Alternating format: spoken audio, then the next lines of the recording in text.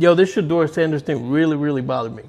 It bothered me on a lot of levels. On one level, the kid is super talented, right? There's no way he should have gone in the 4th round. No way. 144th pick is crazy work. Okay? At one point, I saw some analysts on ESPN say, after the 3rd round, this is the time that Shedeur should have his hat in hand and call the GMs and say, I'm willing to do what needs to be done to make it to. Why? Why does he need to do that? The Ravens selected someone who had 2 assault cases. It didn't seem to bother them there, right? They took him in the 2nd round.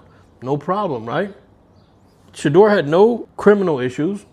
He had no character issues. And he was a good athlete.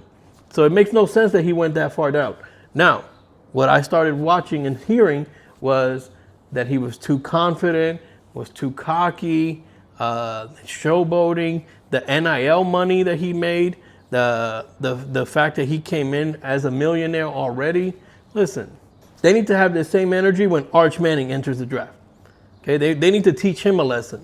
They need to have him hat in hand and see if he'll beg the GMs for a spot on the team. Shedeur earned that spot, okay? And the way that he was treated was disgusting. A lot of the narrative that I was hearing was the NFL is teaching him a lesson. What's the lesson here? Is the lesson that if you're too good, too rich, and too cocky, we're going to bring you down a peg? Or is the lesson that you're not bigger than the NFL and we're going to prove it to you? I don't know. It was a lot of nonsense.